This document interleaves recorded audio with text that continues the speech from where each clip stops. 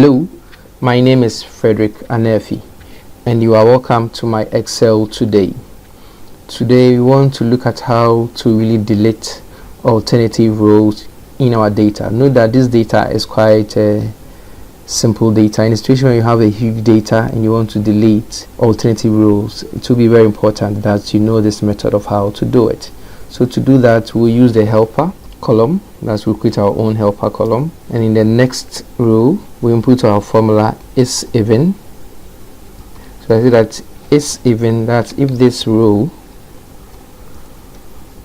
it's even, it should give us a true or a false. So it means we are in row 4, it's even, so it's giving us a true. So the next one will be a false. So when we drag it down, we'll see the true and false. Then we can introduce our filter within this range. Then we can filter, since we are deleting alternative rows, and it means we are deleting the false one, so we can filter out false. So we uncheck true, then we have false. Then here we are deleting the alternative row, so then we can select this data, right click and click on delete rows. You say delete entire rows, we say okay, so it will delete all the rows. Don't forget that we still have the even rows in there, so we'll check all and we'll see that we have the alternative rows in there. That's 1, 3, 5, 6. Note that here the formula is still running, that's why we still have the true and false here. So you can then delete your helper, and there you have your data where you have deleted the even rows, and now you have the odd rows.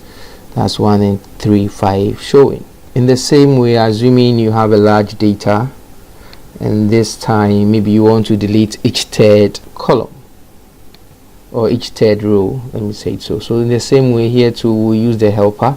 So assuming this is our data, here we use the mod function as a helper to us. So you say mod, so we use the row, we use our row column, and we are divided by 3 since we want to delete each third. So this one is our first row, second row, third row. So our third row is really a 0, so we'll be deleting all the zeros.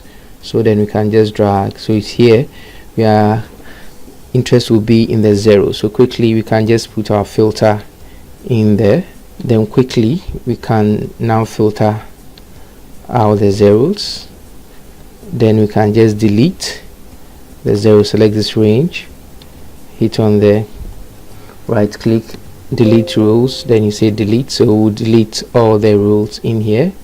Then when we uncheck and clear filter, then we'll see that currently we have deleted all the third rows in here. That's why you have the 1, 2, 3 is no more, 4, 5, 6 is no more, 7, 8, that way. So this is how smart you can really delete your alternative rows, either the second alternative rows or the third row. Thank you very much for following us, and continue to follow us on UTeach Consult. Have a wonderful day. Bye bye.